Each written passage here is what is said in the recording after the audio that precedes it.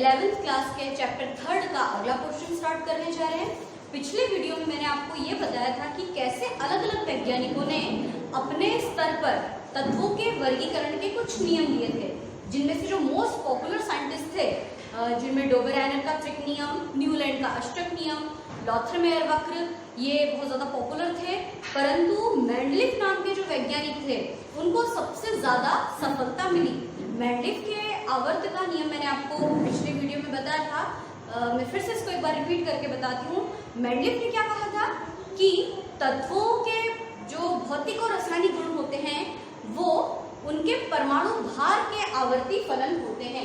इसका अर्थ ये है कि मेंडलीफ ने जब अपनी आवर्त सारणी बनाई तो वो किस पर आधारित थी? परमाणु भार पर आधारित थी।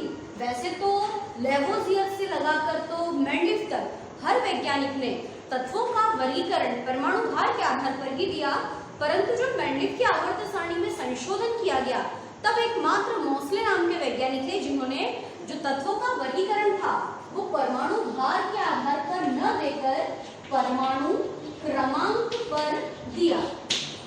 तो आज हम मोसले की बात नहीं करेंगे, आज हम सिर्फ मेंडलीफ की बात करेंगे।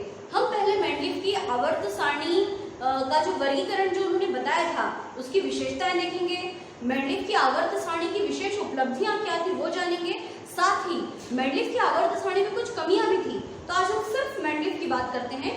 मेंडलीफ की कमियों को दूर करने के लिए मोसले ने क्या प्रयास किए थे उसको हम अगली वीडियो में पढ़ेंगे। तो आइए शुरू करते हैं हम सबसे पहले कि मेंडलीफ की आवर्त सारणी का जो नियम था, यानी आवर्त का नियम है ना। तो एक बार फिर से मैं रिपीट करके बोलती हूँ कि तत्वों के भौतिक और रासायनिक गुण परमाणु भार के आवर्ती फलन थे।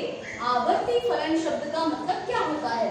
आवर्ती शब्द आपको दिया था सबसे पहले लोथरमेयर ने। लोथरमेयर वक्र जब हमने पढ़ा था तब ये आवर्त शब्द और आवर्तिता के बारे में उन्होंने बताया था। जैसा कि हमारे चैप्टर के नाम में ही आवर्तिता शब्द आता है। क्या अर्थ होता है इसका? कि पहले तो क्रम से तत्वों के गुण बदलते हैं और एक निश्चित क्रम के बाद उन्हीं गुणों का रिपीटेशन होता है। इस घटना को बोलते हैं आवर्ती फलन। चलिए, तो पहले मैं आपको मेंडलीफ की आवर्त सारणी उन्होंने कैसे बनाई थी उसका एक छोटा सा प्रारूप बताती हूँ। मेंडलीफ ने क्या किया था, जो ऐसी क्षैतिज पंक्तियां थी, याद रखना क्षैतिज पंक्तियां यानी कि आड़ी लाइनें, उनको मेंडलीफ ने नाम दिया था आवर्त। इंग्लिश में हम इसको कहते हैं पीरियड। कुल कितने आवर्त बनाए थे मेंडलीफ ने? 7 तो आवर्त बनाए थे। और जो खड़ी लाइनें थी है ना, इनको कहा जाता है ऊर्ध्वाधर पंक्तियां, हॉरिजॉन्टल लाइंस। ऊर्ध्वाधर पंक्तियों को उन्होंने नाम दिया था वर्ग या समूह, या इंग्लिश में कहा जाए तो उन्होंने उसको नाम दिया था ग्रुप। तो ग्रुप कितने बनाए थे उन्होंने ग्रुप बनाए थे 1 से लेकर तो फर्स्ट से लेकर तो 8th तक। उन्होंने रोमन लिपि में अपने वर्गों को नाम दिया था। तो इतना तो क्लियर हो गया कि मेंडलीफ की जब हम आवर्त सारणी पढ़ेंगे तो जो ऐसी आड़ी लाइनें हैं उनको क्षैतिज कॉलम को आवर्त या पीरियड कहते हैं, और जो खड़ी लाइनें थी उनको उन्होंने वर्ग या समूह नाम दिया। अब हम ये जानते हैं कि कैसे मेंडलीफ ने अपनी आवर्त सारणी बनाई। एक बात का और ध्यान रखना, मेंडलीफ की आवर्त सारणी बिल्कुल इंपॉर्टेंट नहीं है, लेकिन जब आधुनिक आवर्त सारणी का हम जो नया प्रारूप पढ़ेंगे कि कैसे उन्होंने एस, पी, डी और एफ ब्लॉक बनाए थे मोसले ने, वो हमको याद करने की बहुत आवश्यकता होगी, क्योंकि वो बिल्कुल बेसिक है। जब आप पूरी आवर्त सारणी सीख जाओगे तो आपको नेक्स्ट ईयर में काफी फायदा मिलेगा। अभी हम सिर्फ मेंडलीफ की आवर्त सारणी का एक छोटा सा प्रारूप देख रहे हैं। तो देखिए कैसे उन्होंने अपनी आवर्त सारणी बनाई। देखिए, सबसे पहले तो पहला जो आवर्त था, पहले हम आवर्त की बात करते हैं। कितने आवर्त थे उनके? 7।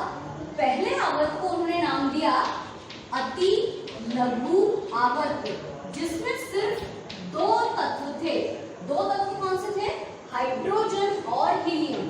ठीक है, पहले आवर्त में सिर्फ 2 तत्व थे, एक हाइड्रोजन और एक काफी दूरी पर हीलियम।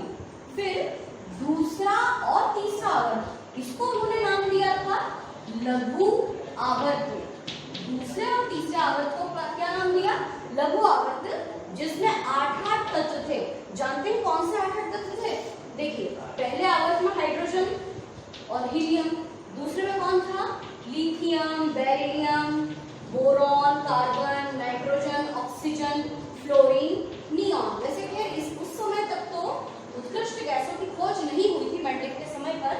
लेकिन अभी फिलहाल हम इनको इस तरह से लिख लेते हैं। और फिर लिथियम के नीचे कौन आता है? Sodium, magnesium, aluminium, silicon, phosphorus, sulphur, chlorine और ऑर्गन। ठीक है, तो इस तरीके से 8 तत्व थे। मतलब मेंडलीव के समय पर भले ही इन तत्वों की खोज नहीं हुई थी, पर उन्होंने ये बता दिया था कि पहले आवर्त में हाइड्रोजन हीलियम नाम के 2 तत्व रहेंगे, दूसरे तीसरे में 8 तत्व रहेंगे, चौथे और 5वें आवर्त को उन्होंने नाम दिया था दीर्घ आवर्त। चौथे और 5वें आवर्त में कुल 18 तत्व थे। ठीक है, 18 मतलब अगली लाइन, यानी कौन से तत्व? हाइड्रोहेलिना की। और ये पोटेशियम के बाद कैल्शियम, स्कैंडियम और साइंस टीचर एरिट्रोल याद है ना आपको? इस तरह से 18 तत्व थे। फिर छठे आवर्त को उन्होंने अति दीर्घ आवर्त नाम दिया। अति दीर्घ आवर्त, जिसमें उन्होंने 32 तत्वों को स्थान दिया। ठीक है, 32 तत्व, जिसके अंदर वो लैंथेनाइड्स भी शामिल थे। और जो 7वां आवर्त था उसको उस जमाने में अपूर्ण आवर्त माना जाता था, क्योंकि मेंडलीव के समय पर सिर्फ 105 तत्वों की खोज हुई थी, तो इसके अंदर जो तत्व थे वो कंप्लीट नहीं थे, है ना, इसलिए इसको अपूर्ण आवर्त माना गया। तो ये तो ही आवर्त की विशेषताएं। अब अपन बात करते हैं वर्ग की। तो वर्ग की विशेषता देखने के लिए सबसे पहले तो हम बात करें, एक छोटा सा खाका मैं आपको यहाँ पर बना के बताती हूँ। मेंडलीव की आवर्त सारणी जो थी, मान लीजिए हम यहाँ तक उसका एरिया बना लेते हैं। उन्होंने first, second, third, fourth, fifth, यहाँ पे कोई जगह कम पड़ने वाली है, चलिए अपन इसको हटाकर पूरा आवर्त के बाद वर्ग बनाकर देखते हैं वर्ग की विशेषताएं। तो मेंडलीव में first, second, third, fourth, fifth, sixth, seventh और एट्थ, ऐसे 8 वर्ग बनाए। ठीक है, वर्ग कैसे? इस प्रकार से, पहला कॉलम, दूसरा, तीसरा, चौथा, 5वां, छठा, 7वां और 8वां, ऐसे 8 वर्ग बनाए, जिसको उन्होंने रोमन लिपि में अंक दिए, फर्स्ट से लेकर तो 8th तक। उसके बाद उन्होंने क्या किया मेंडलीव ने कि प्रत्येक वर्ग को, इनको तो वर्ग कहते हैं, प्रत्येक वर्ग को 2 भागों में डिवाइड किया। उपवर्गों में फर्स्ट ए, फर्स्ट बी, मतलब जो पहला वर्ग है उसको 2 भागों में डिवाइड किया, फर्स्ट ए, फर्स्ट बी। दूसरे वाले को भी 2 भागों में डिवाइड किया, सेकंड ए, सेकंड बी। ऐसा उन्होंने कहाँ तक किया? 7th वर्ग तक उन्होंने प्रत्येक वर्ग को 2-2 उपवर्गों में विभाजित किया। बात समझ में आ गई? क्या किया उन्होंने कि फर्स्ट को फर्स्ट है, फर्स्ट बी, सेकंड है, सेकंड बी, थर्ड है, थर्ड बी, फोर्थ है, फोर्थ बी, फिफ्थ है, फिफ्थ बी, सिक्स्थ है, सिक्स्थ बी और सेवंथ है, सेवंथ बी। फिर 8वें वर्ग में उन्होंने क्या करा? उन्होंने 3-3 तत्वों के जोड़े बनाए, मतलब उसको उन्होंने ABC ऐसे डिवाइड नहीं किया, लेकिन उसके अंदर उन्होंने 3-3 तत्व रखे, जैसे आयरन, कोबाल्ट, निकेल, इस तरह से 3-3 तत्वों को उन्होंने यहाँ पर रखना उचित समझा। और बाद में जब उत्कृष्ट गैसों की खोज हुई अंत में, तो उत्कृष्ट गैसों को तो उन्होंने कोई स्थान नहीं दिया था, परंतु उन्होंने अंत में लास्ट वाले में, देखिए 8th के बाद क्या नंबर आता है? 9th, परंतु अंतिम समूह को उन्होंने शून्य समूह नाम दिया। तो ये इनकी बहुत बड़ी गलती थी मेंडलीव की कि भाई अंतिम वर्ग में तो आप उसको 9th नंबर दो ना, लेकिन उन्होंने लास्ट वाले को क्या किया? शून्य समूह नाम दिया। तो ऐसे कुल मिलाकर कुल कितने वर्ग हो गए? फर्स्ट से लेकर 7th को 2-2 भागों में डिवाइड किया, तो 7 दूनी 14, फिर 15, 16, 17 और ये 18वां समूह। आज की जो हम आधुनिक आवर्त सारणी पढ़ते हैं उसमें कुल 18 वर्ग हैं। आवर्त तो वही है 7, मतलब 7 तो क्षैतिज पंक्तियां आज भी हैं, परंतु वर्ग कितने हो गए? 18। तो 18 वर्ग हमको यहाँ भी नजर आ रहे हैं। तो ये हो गई मेंडलीव के समय की आवर्त सारणी की ये पूरा का पूरा प्रारूप की कैसे उन्होंने अपनी आवर्त सारणी को इस प्रकार से रखा था। अब मेंडलीव की आवर्त सारणी की विशेषताएं पढ़ने के बाद हम इसकी मुख्य उपयोगिता या उपलब्धियां जानते हैं, जो बहुत ही इंपॉर्टेंट प्रश्न है, एग्जाम में आता है। तो हमें क्या समझना है अगली बार कि मेंडलीव की आवर्त सारणी की खास बात क्या है। ये तो उन्होंने पूरा बताया कि कैसे आवर्त सारणी बनाई जाती है। अब हम लिखते हैं मेंडलीव की आवर्त सारणी की उपयोगिता, मेंडलिफ की आवर्त सारणी की उपलब्धियां कह लो, उपयोगिता कह लो, या क्या क्या खास बातें मेंडलिफ ने बताई थी इस अपने पूरी आवर्त सारणी से संबंधित। तो मेंडलिफ की आवर्त सारणी की सबसे पहली उपलब्धि थी कि एक पॉइंट वाइज आपको याद करना होगा, तत्वों के अध्ययन में सहायक। मेंडलिफ की जो आवर्त सारणी थी वो तत्वों के अध्ययन में सहायक थी। कैसे? क्योंकि मेंडलिफ ने क्या किया था अपनी आवर्त सारणी में कि तत्वों को वर्गों में डिवाइड किया था। कितने वर्ग थे कुल? वर्ग थे कुल 9, लेकिन 1 से लेकर 8 को रोमन लिपि में अंक दिए थे, 9th नंबर को 0 नंबर दिया था। तो 9 तो वर्ग थे और आवर्त कितने थे कुल? 7। उन्होंने अपनी आवर्त सारणी इतने अच्छे से अरेंज की थी कि ऐसे तत्व जो समान गुणों में होते हैं उनके गुण क्रम से बदलते जा रहे थे, परंतु जो वर्ग में ऊपर से नीचे आते हैं तो जो गुण पहले तत्व का है वही उस पूरी लाइन का गुण होता था। जैसे कि की रब से फरियाद। तो यदि आपको लिथियम का गुण पता है तो जो लिथियम का गुण है वही सोडियम का होगा, वही पोटेशियम का, वही रुबिडियम, वही सीजियम और वही फ्रेंशियम का। आप किसी भी वर्ग में चले जाओ, हम बीच में आ जाते हैं। Fluorine, chlorine, bromine, iodine, acetyl. तो क्लोरीन का अगर आपको गुण अच्छे से पता है तो जो क्लोरीन का गुणधर्म है वही फ्लोरीन और ब्रोमीन और आयोडीन का होगा। इसी प्रकार से यदि हम बाएं से दाएं आवर्त सारणी में जाते हैं, जैसे lithium, beryllium, boron, carbon, nitrogen, oxygen, fluorine, तो बाएं से दाएं जाने पर गुणों में क्रमिक परिवर्तन हो रहा था और एक निश्चित क्रम के बाद फिर से उन्हीं गुणों की पुनरावृत्ति हो रही थी। तो इतनी अच्छी बातें मेंडलिफ ने बताई थी, क्योंकि मेंडलिफ ने बहुत ही ज्यादा तत्वों का अध्ययन किया था और बढ़ते हुए परमाणु भार के हिसाब से अपनी आवर्त सारणी को अरेंज किया था। तो मेंडलिफ की आवर्त सारणी तत्वों के गुणों के अध्ययन में काफी सहायक थी। दूसरी बात करते हैं हम, इनका दूसरा बहुत ही इंपॉर्टेंट जो पोर्शन था कि नए तत्वों की खोज में सहायक। नए तत्वों की खोज में सहायक कैसे? भाई हमारे जो मेंडलिफ अंक थे ना, वो भविष्य करता थे, भविष्यवाणी करता थे। उनको पता था कि उन्होंने जब अपनी आवर्त सारणी बनाई है, जैसे न्यूलैंड का जो अष्टक नियम है, उन्होंने क्या करा, तत्वों को फटाफट एक दूसरे के आसपास बना दिया। जैसे एक तत्व की खोज हुई, फिर दूसरे की हुई, तीसरे की हुई, तो उन्होंने क्या करा कि पूरा उसको जगह को भरते चले गए। लेकिन मेंडलिफ ने ऐसा नहीं किया।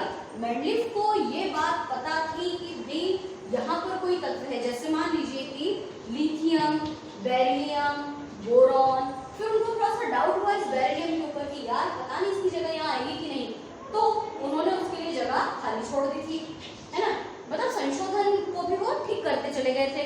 अगली बात, फिर जैसे lithium, beryllium, boron, carbon, nitrogen, फिर उनको ऐसा लगा कि भाई ये बोरॉन, एल्यूमिनियम, फिर उसके बाद में आता है गैलियम। तो उस टाइम पे गैलियम नामक तत्व की खोज नहीं हुई थी, तो उन्होंने ये जगह खाली छोड़ दी थी।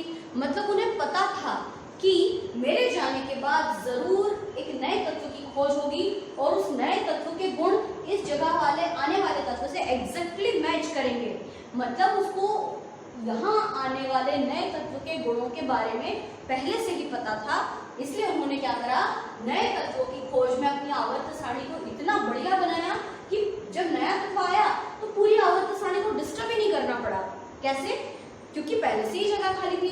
मान लीजिए एक उदाहरण के लिए, ये देखिए मैं आपको इस बात को ऐसे उदाहरण से समझाती हूँ कि ये चेयर रखी है, 1 2 3 4 5 6 7 8 9 10 11 12, ये 12 चेयर्स हैं, ठीक है। मान लीजिए आपके घर में प्रोग्राम है और आपके घर में 12 कुर्सियां रखी हुई हैं, ठीक है। 5वें नंबर की जो चेयर है वो काफी आरामदायक है और बहुत मोटे व्यक्ति के लिए है, लेकिन आपके घर में मेहमान है, 5-6 दुबले पतले लोग हैं, आपने क्या करा, क्रम से लोगों को बिठा दिया, ठीक है। अब थोड़ी देर बाद 9th नंबर पे बहुत मोटा व्यक्ति आया जो इस चेयर पर फिट नहीं हो पा रहा था, तो क्या करना पड़ेगा आपको जाकर इस मेहमान को डिस्टर्ब करना होगा कि भैया यहाँ से उठो, ये व्यक्ति यहाँ पे फिट बैठता है, तो बुरा लगेगा, है ना। इसी प्रकार मेंडलिफ ने भी क्या किया था कि जब नए तत्वों की खोज उस समय तक नहीं हुई थी, परंतु वो उन दोनों को पहले से ही जान गए थे, तो उन्होंने उस जगह को खाली रखा, उस कॉलम को, ताकि जब भी इस तत्व की खोज हो, उनके मरने के बाद उन तत्वों की खोज हुई, तो वास्तव में जब वो तत्व आया तो वो एग्जैक्टली यहीं पर फिट बैठा, और जब वो तत्व यहाँ पर आया तो आसपास के अन्य तत्वों को बिना डिस्टर्ब किए आवर्त सारणी सुचारू रूप से उसी प्रकार से चलती रही। तो मेंडलिक जो थे ना, वो बहुत बड़े भविष्यकर्ता थे, भविष्यवाणी करता थे, इसलिए उनको बहुत ज्यादा सम्मान दिया जाता है। तो चलिए, नए तत्व की खोज में सहायक थी आपकी आवर्त सारणी। इसमें एक चीज और यहाँ पर बताएंगे, जैसे ये तो मैंने एग्जाम्पल के द्वारा बताया था, 1 2 3 4 5 चेयर वाला एग्जाम्पल, और ओरिजिनल अपन एग्जाम्पल लेते हैं। क्या किया था उन्होंने उस समय पर एक तत्व था बोरॉन, उस तत्व को नाम दिया उन्होंने एका बोरॉन। हिंदी में लिखती हूँ मैं, एका बोरॉन। बोरॉन के पास में एक जगह खाली थी, वहां पर कौन सा तत्व आने वाला था वो नहीं जानते थे, और उसको उन्होंने नाम दिया एका बोरॉन। ठीक है, इसी प्रकार से एक और तत्व था, उसको नाम दिया उन्होंने एका सिलिकॉन, है ना, एका सिलिकॉन। तीसरा तत्व था एका एल्यूमिनियम।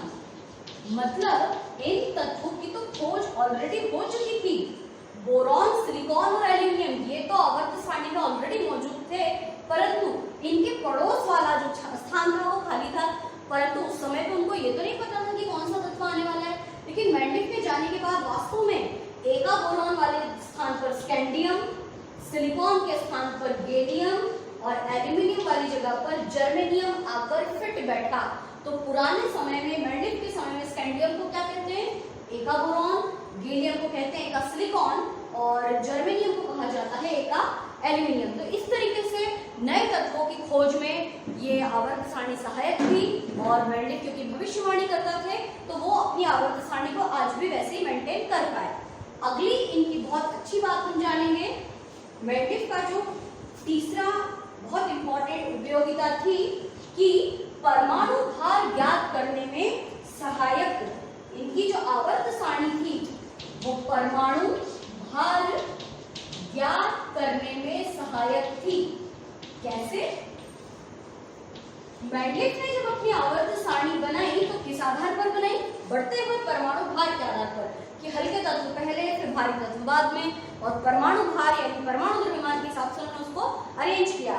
इनका ये कहना था कि यदि आपको आवर्त सारणी में परमाणु भार ज्ञात है तो आप उसकी संयोजकता निकाल सकते हो, या यदि आपको उस तत्व की संयोजकता ज्ञात है तो आप उसका परमाणु भार ज्ञात कर सकते हो।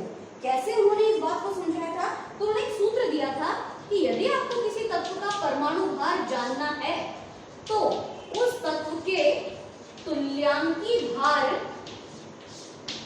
उस तत्व के तुल्यांकी भार में उसकी संयोजकता का गुणा कर दो, तो आपको अपने आप परमाणु भार पता चल जाएगा। या आपको तत्व का परमाणु भार पता है तो आप उसकी संयोजकता का पता लगा सकते हैं। इस तरीके से काफी बढ़िया इन्होंने सूत्र दिया था, जिससे कि प्रत्येक तत्व का वे परमाणु भार ज्ञात कर पाए। और हाँ, एक बात और ध्यान रखना, मेंडलिक ने जब अपनी आवर्त सारणी अरेंज की थी ना, तो उनको थोड़ा सा डाउट हुआ था, तो उन्होंने फिर से प्रत्येक तत्व का परमाणु द्रव्यमान निकाल कर देखा था। यही इनकी अगली उपयोगिता है। क्या उपयोगिता है इनकी नेक्स्ट? कि संदिग्ध परमाणु भार ज्ञात करने में सहायक। संदिग्ध परमाणु भार ज्ञात करने में सहायक। संदिग्ध का मतलब क्या होता है? संदिग्ध का मतलब जिस पर हमको शक हो, डाउट हो, थोड़ा सा प्रॉब्लम हो कि यार शायद ये इसका परमाणु क्रमांक गलत हो सकता है ना। तो मेंडलिक ने जब अपनी पूरी आवर्त सारणी को बढ़ते हुए परमाणु भार के आधार पर जमाया था ना, तो उनको कहीं कहीं पर थोड़ा सा प्रॉब्लम था, कंफ्यूजन था। तो उन्होंने क्या किया, उस आवर्त सारणी में उस तत्व का परमाणु द्रव्यमान फिर से कंफर्म किया। कैसे? देखिए, ये जो फॉर्मूला है, परमाणु भार इज इक्वल टू तुल्यांकी भार गुणित संयोजकता। तो एक तत्व था वही बेरिलियम, जिसका तुल्यांकी भार था 4.5, है ना। और इस तत्व की पोजीशन पर थोड़ा सा मेंडलिक को संदेहास्पद था। उन्होंने क्या सोचा कि हम यदि बेरिलियम को त्रिसंयोजी माने, तुल्यांकी भार कितना था बेरिलियम का?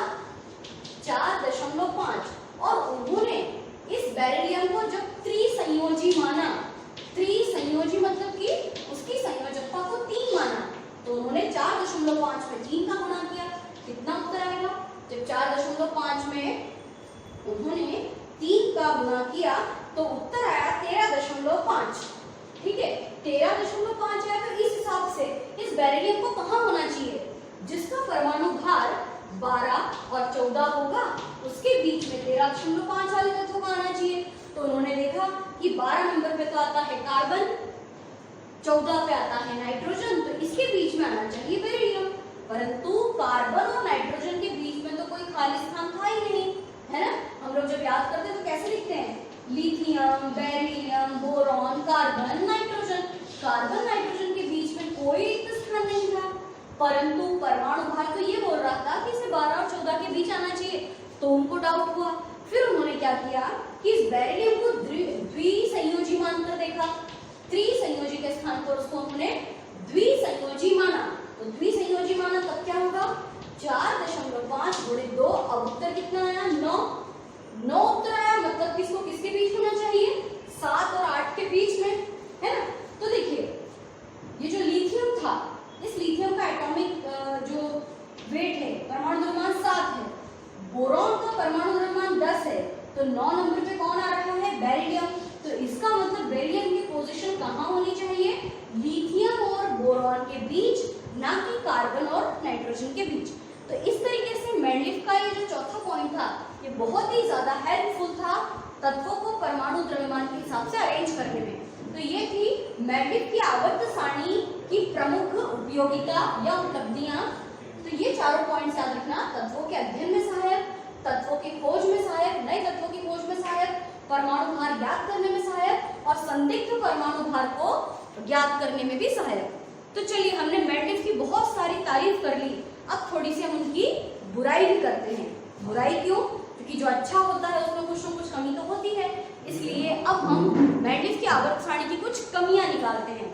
देखिए, मेंडलीफ की आवर्त सारणी में कुछ कमी थी, तभी तो आधुनिक वैज्ञानिक जो मोस्ले थे उन्होंने उस कमियों का संशोधन किया और फिर से एक लेटेस्ट मॉडर्न पीरियोडिक टेबल बनाकर बताई। तो आइए अब हम जानते हैं कि मेंडलीफ की आवर्त सारणी की प्रमुख कमियां। उपयोगिता वाले पॉइंट में आपको सिर्फ 4 पॉइंट्स याद रखने हैं। मेंडलीफ की आवर्त सारणी की प्रमुख कमियां, या आप यहां पर कमियों के स्थान पर एक शब्द और यूज कर सकते हो, दोष। मेंडलीफ की आवर्त सारणी के दोष। देखिए, उपलब्धियां, उपयोगिता या तारीफ तो सिर्फ कितनी थी? 4 पॉइंट्स में, लेकिन कमियां कुल 7 पॉइंट में। हम भी जब किसी व्यक्ति की तारीफ करते हैं तो तारीफ कम करते हैं, और जब कोई बोलता है बुराई करो तो बहुत ज्यादा, बहुत लंबी बुराई करते हैं ना। तो हम भी यहाँ पर यही करने वाले हैं कि मेंडलीफ की आवर्त सारणी में क्या क्या प्रॉब्लम्स थी। सबसे पहली कमी क्या थी? हाइड्रोजन की अनिश्चित स्थिति। हाइड्रोजन की अनिश्चित स्थिति। बेचारा हाइड्रोजन नाम का जो तत्व था, आप जानते हैं उसको क्या कहते हैं? उसको आवारा तत्व के नाम से जाना जाता है। और आवारा कौन होता है? जो अपने घर में नहीं रहता, जो दूसरे के घर के आसपास घूमता रहता है। तो बेचारे हाइड्रोजन के साथ यही हुआ था कि फर्स्ट ए में कौन आती है? फर्स्ट ए में रहते हैं क्षार धातु, है ना। फर्स्ट ए की क्षार धातु मतलब कि lithium, sodium, potassium, rubidium, caesium, इनके साथ भी हाइड्रोजन को रखा गया। पर कुछ वैज्ञानिकों का कहना था कि 7th ए ग्रुप में जो हैलोजन तत्व आते हैं, हैलोजन मतलब कौन? फ्लोरीन, क्लोरीन, ब्रोमीन, आयोडीन, उनके साथ हाइड्रोजन को रखा जाए। क्योंकि ये जो क्षार धातुएं थी ये प्रबल धनात्मक थी, इनकी ऑक्सीकरण संख्या +1 थी, ये एक इलेक्ट्रॉन त्याग कर धन आयन बनाती थी। परंतु जो फ्लोरीन है ये एक इलेक्ट्रॉन को ग्रहण करके ऋण आयन बनाते थे। तो ये हाइड्रोजन जिसका परमाणु क्रमांक 1 था, ये एक इलेक्ट्रॉन दे भी सकता था, एक इलेक्ट्रॉन ग्रहण भी कर सकता था। इसलिए थोड़ा सा कंफ्यूजन था कि भाई इस हाइड्रोजन को कहाँ रखा जाए। लड़ाइयां हुई थी वैज्ञानिकों के बीच में। किसी का कहना था क्षार धातु के साथ रखो, किसी का कहना था हैलोजन के साथ रखो। तो बेचारा हाइड्रोजन कभी इधर कभी उधर, इधर उधर ही घूमता रहता था। इसलिए इस बेचारे का नाम क्या पड़ गया? हाइड्रोजन को कहते हैं आवारा तत्व। इसमें हाइड्रोजन बेचारे की कोई गलती नहीं थी। तो फिर ये प्रॉब्लम सॉल्व कैसे हुई? इस प्रॉब्लम का सॉल्यूशन बताया मोसले ने, जो हम अगले वीडियो में डिस्कस करेंगे। अभी तो हम इस कमी को जानते हैं कि हाइड्रोजन की स्थिति अनिश्चित थी। दूसरी कमी क्या थी मैंडलिफ की? मैंडलिफ की दूसरी कमी ये थी कि भारी तत्वों को पहले और हल्के तत्वों को बाद में रखा। हल्के तत्वों को बाद में रखा गया। अब भाई मैंडलिफ अंकल, आपने जब अपनी आवर्त सारणी को बढ़ते हुए परमाणु भार के हिसाब से बनाया ना, आपने नियम दिया था ना कि तत्वों के भौतिक और रासायनिक गुण परमाणु भार के आवर्ती फलन होते हैं। यानी परमाणु भार को बढ़ते हुए क्रम में आपने आवर्त सारणी जमाई थी ना, तो भाई हल्के तत्व को पहले रखो, भारी तत्व को बाद में रखो। पर मैंडलिफ अंकल से हो गई गलती, उन्होंने भारी को पहले हल्के को बाद में रखा। आपको ऐसा लिखना होगा कि मैंडलिफ ने भारी तत्वों को पहले और हल्के तत्वों को बाद में रखा, जबकि आवर्त सारणी बढ़ते हुए परमाणु भार के क्रम में बनी हुई थी। तो कौन कौन से एग्जाम्पल्स हैं इसके?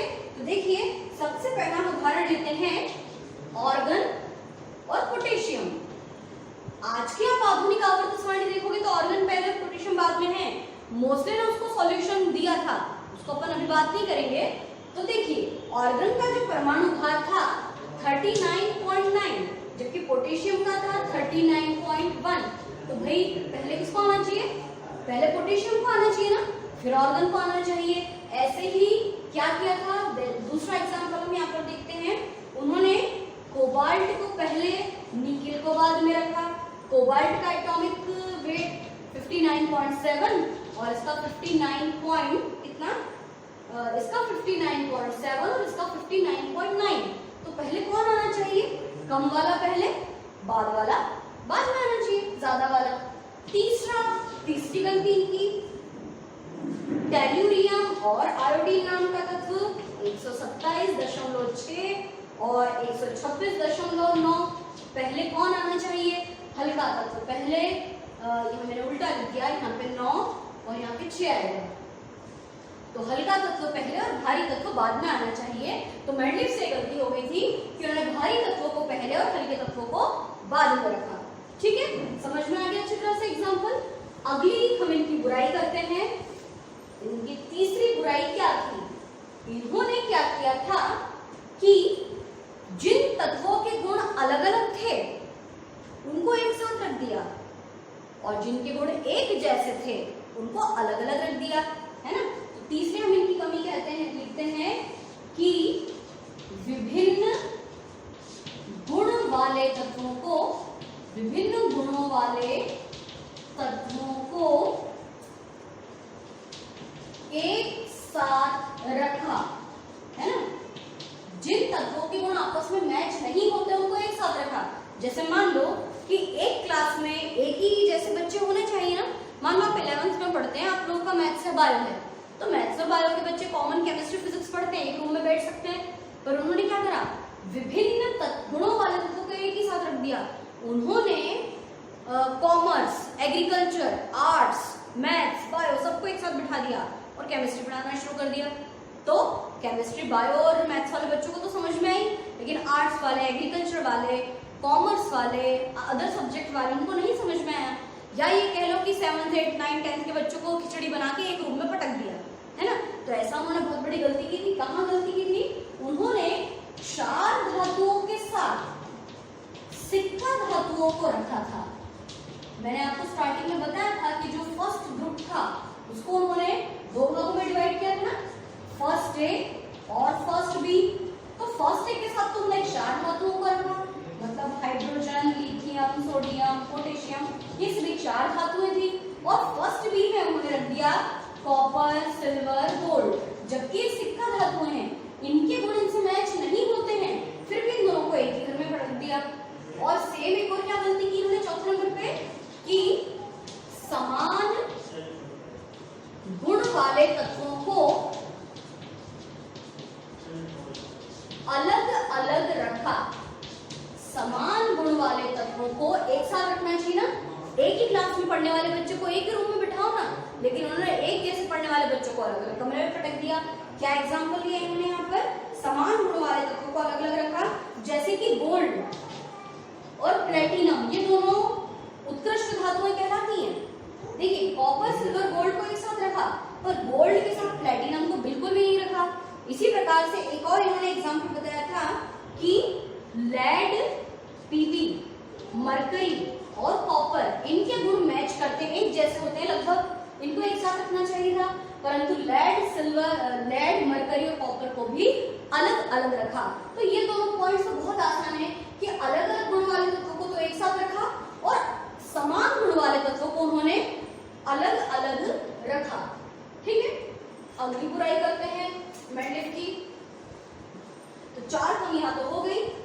अब अगली बात आती है कि इन्होंने अपनी आवर्त सारणी में दुर्लभ मृदा तत्वों को स्थान नहीं दिया। दुर्लभ मृदा तत्वों को स्थान नहीं दिया। कौन थे दुर्लभ मृदा तत्व? लैंथेनॉइड्स और एक्टिनॉइड। याद ना कुछ तरह से हमारी जो आधुनिक आवर्त सारणी का जो आज का प्रारूप है वो इस प्रकार का है ना? इस तरह से आवर्त सारणी बनी है आधुनिक वाली, जिसमें 2 लाइंस नीचे भी हैं जो एफ ब्लॉक के तत्व होते हैं, जो लैंथेनॉइड्स एक्टिनॉइड होते हैं। तो मोस्टली ने तो भाई कारण बताकर उसको लैंथेनॉइड और एक्टिनॉइड को बाहर रखा आवर्त सारणी के, बहुत ही वाजिब कारण बताया था उन्होंने। परंतु मेंडलीफ ने दुर्लभ मृदा तत्वों को अपनी आवर्त सारणी में जगह नहीं दी। मेंडलीफ ने उसको क्यों नहीं रखा, कोई कारण भी वो नहीं बता पाए थे। तो ये भी एक बहुत बड़ी कमी थी मेंडलीफ की। इसके बाद इन्होंने क्या किया, समस्थानिकों को कोई स्थान नहीं दिया। समस्थानिकों को अपनी आवर्त सारणी में स्थान नहीं दिया। क्यों नहीं दिया भाई? आपने तो आवर्त सारणी परमाणु भार के हिसाब से बनाई ना। किसे कहते हैं समस्थानिक? कि एक ही तत्व के विभिन्न परमाणु, जिनके परमाणु क्रमांक तो समान पर परमाणु भार अलग अलग, जैसे हाइड्रोजन के 3 समस्थानिक होते हैं, प्रोटियम, ड्यूटेरियम और ट्राइटियम। तो इन तीनों के परमाणु भार तो अलग अलग है ना, इसका 1, इसका 2, इसका 3, तो तीनों को अलग अलग जगह पे बिठाओ ना। मात्र एक हाइड्रोजन के लिए एक जगह क्यों? जिसका परमाणु क्रमांक 1 है उसको एक सीट दो, जिसका परमाणु क्रमांक 2 है उसको दूसरी जगह दो, जिसका परमाणु क्रमांक 3 उसको तीसरा स्थान दो। पर मेंडलीफ ने क्या करा, समस्थानिकों को एक साथ पटक दिया। इसका बहुत ही प्यारा सॉल्यूशन निकाला मोस्ले ने, जो अपन कल पढ़ेंगे, है ना। तो ये तो समझ में आ गया कि समस्थानिकों को स्थान नहीं दिया, गलत बात है ना। आपने आवर्त सारणी परमाणु भार के हिसाब से बनाई है, तो आप परमाणु भार के हिसाब से तत्वों को स्थान दो ना, पर वो ऐसा नहीं कर पाए। और उनकी एक और बहुत बड़ी कमी थी कि निष्क्रिय गैसों को, उत्कृष्ट गैसों को भी उन्होंने सबसे आखिरी में पटका। उत्कृष्ट गैसों को अंत में स्थान दिया, या उत्कृष्ट गैसों को आवर्त सारणी के अंदर स्थान नहीं दिया, अंत में स्थान दिया। तो मैंने आपको बताया था ना, फर्स्ट से लेके 8 तक कॉलम बनाए थे और लास्ट वाले कॉलम को 9 नंबर देना था ना, उन्होंने उसको 0 समूह नंबर दिया और आखिरी में आवर्त सारणी को पटक दिया।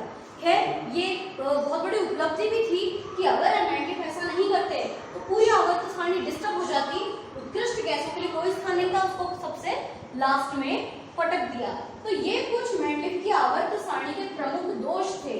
इन दोषों के कारण थोड़ी सी प्रॉब्लम आई थी और इन दोषों को दूर करने में आधुनिक आवर्त सारणी बहुत ज्यादा हेल्पफुल थी, जो कि मोस्ले द्वारा दी गई। तो आज हमने सिर्फ मेंडलीफ की बात की है कि मेंडलीफ ने अपनी आवर्त सारणी को कैसे अरेंज किया था, कैसे वर्ग और आवर्त बनाए थे। फिर मेंडलीफ की आवर्त सारणी की 4 बहुत अच्छी काम की बातें थी कि नए तत्वों की खोज में सहायक, संदिग्ध परमाणु भार याद करने में सहायक, नॉर्मल परमाणु भार निकालने में सहायक और नए तत्वों की भविष्यवाणी करने में सहायक, तत्वों के अध्ययन में सहायक। तो ये तो कुछ खास बातें थी और मेंडलीफ की आवर्त सारणी की कुछ कमियां हैं जिन्हें आपको बहुत अच्छे से प्रिपेयर करके अपनी कॉपी में लिखना है।